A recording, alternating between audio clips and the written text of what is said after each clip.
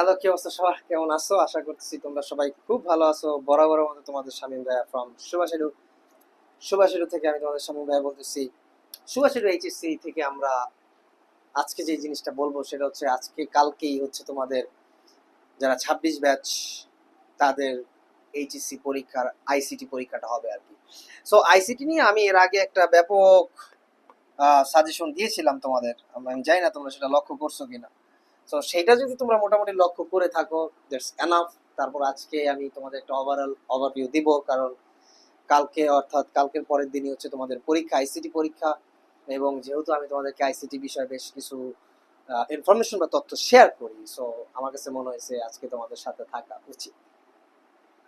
দেখো, যারা 26 ব্যাচ এবং মোটামুটি কালকে এইচএসসি পরীক্ষাটা দিচ্ছ, 26 আইসিটি, তোমরা মনে রাখো যে আইসিটিতে তোমরা এ প্লাস পাচ্ছ।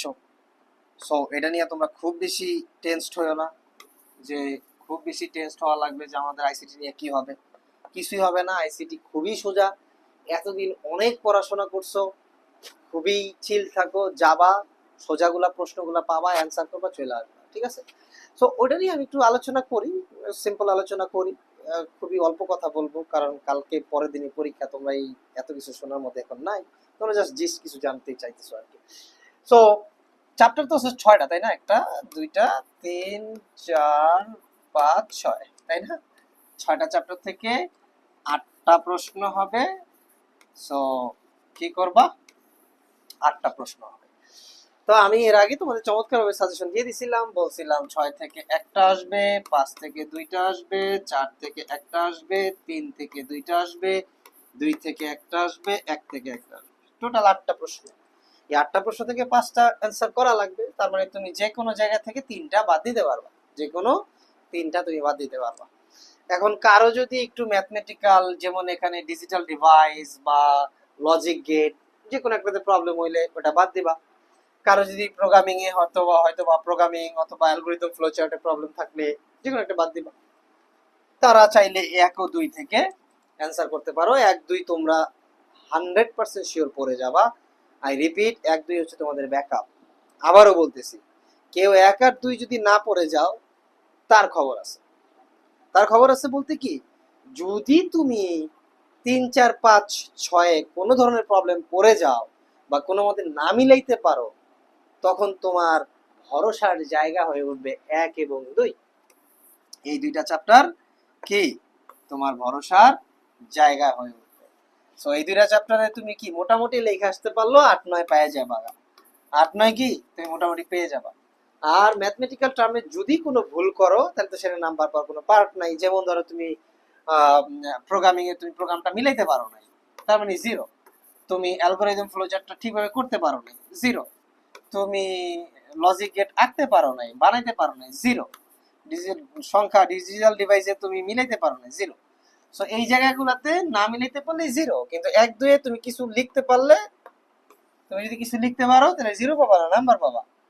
তাই তোমাদের আবারও বলতেছি, ভরসার জায়গা হচ্ছে 1 ও 2 এবং এটা ব্যাকআপ।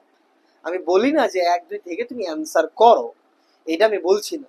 বাট আমি বলছি 1 ও 2 না পড়ে যাওয়াটা পাপ, অপরাধ।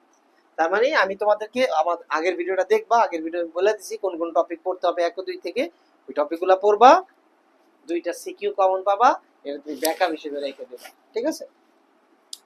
অবজেক্টিভ অ্যাজ ইউজুয়াল, যদি রিডিং দিতে পারো দ্যাটস কুল, না দিতে পারলে গাইডের বোর্ডের অবজেক্টিভগুলো এবং গাইডের অবজেক্টগুলো আজকে রাতে দেখা যাও। কতটুকু পড়বা সেটা বলবো আজকে রাতেই, কতটুকু পড়বা সেটা বলে দিচ্ছি, প্যারা নিও না।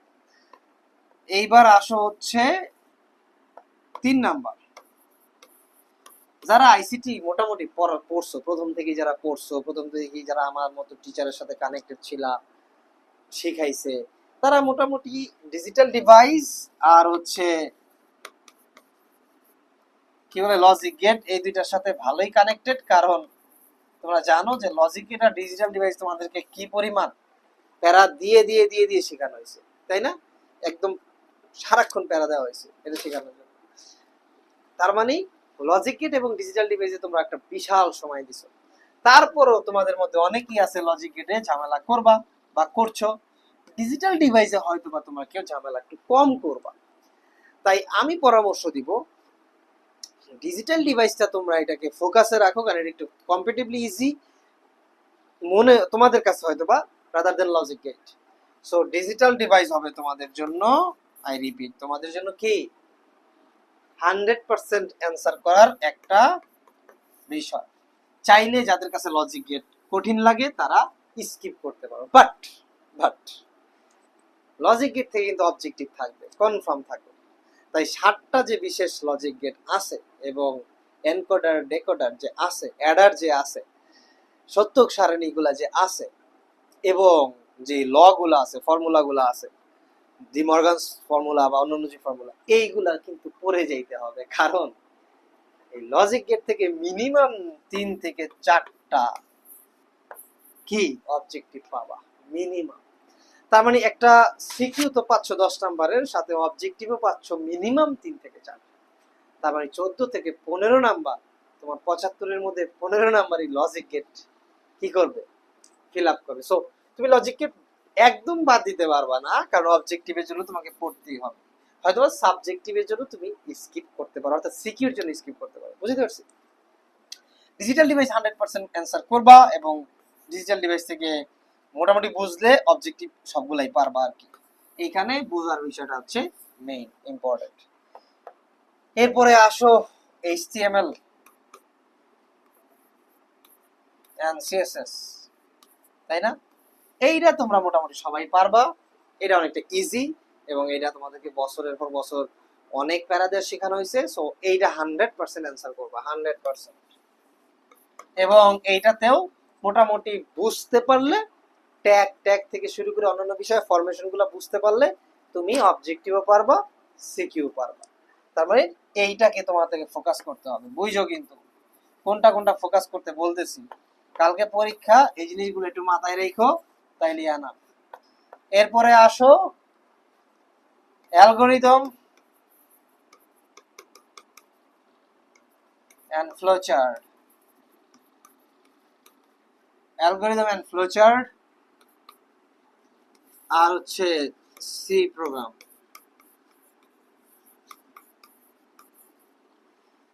এইখান থেকে 2টা প্রশ্ন পাবা। প্রশ্ন কেমন হবে?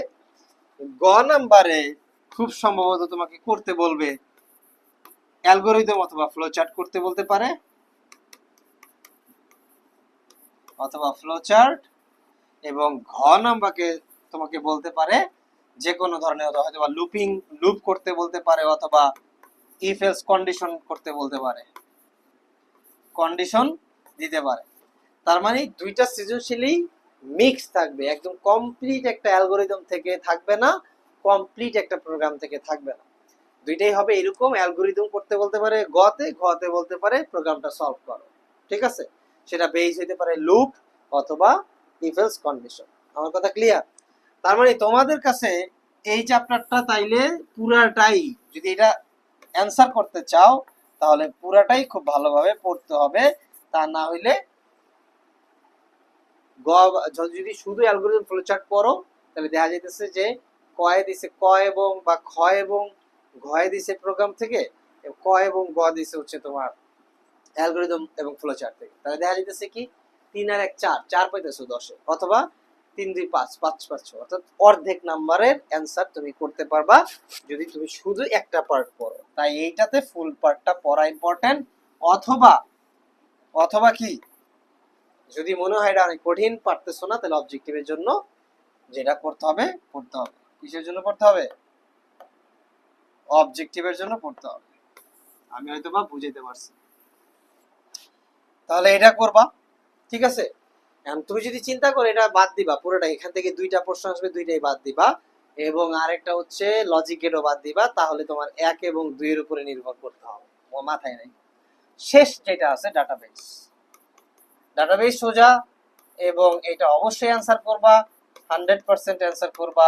বিশেষ করে এসকিউএল গুলা কিভাবে লিখে সেইগুলা একটু মাথায় রাখবা, এবং সেই সাথে রিলেশন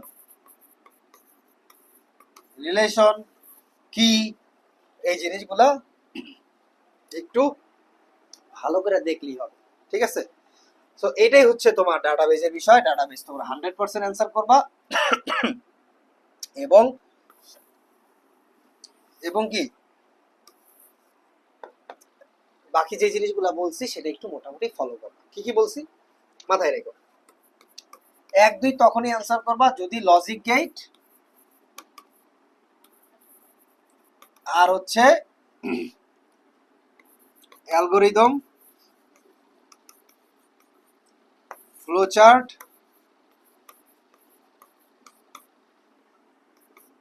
আর হচ্ছে সি প্রোগ্রাম যদি বাদ দাও,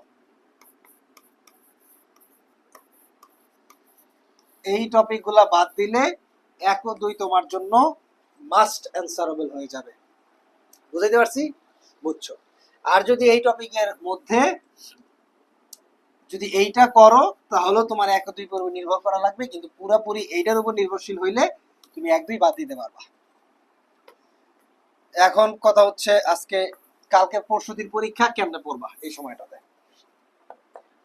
এই রাত থেকে কালকে সকাল 12টা অথবা 2টা পর্যন্ত কি করবা? অবজেক্টিভ এবং ক এবং খ গাইড থেকে বা বই থেকে পড়ে ফেলবা। কালকে দুপুর 2টা পর্যন্ত তোমার পড়া হবে এটা, অবজেক্টিভ এবং ক খ। কালকে বিকেল থেকে সরি একটু ঠান্ডা লাগছে। কালকে বিকেল থেকে রাত 12টা পর্যন্ত এবং সকাল টাইমে সিকিউ প্র্যাকটিস করবা, বোর্ডের সিকিউ। তো কোন কোন ইয়ারগুলা ফলো করবা তো বলে দিই। 18 19 24 25 এই কয়েকটা বোর্ড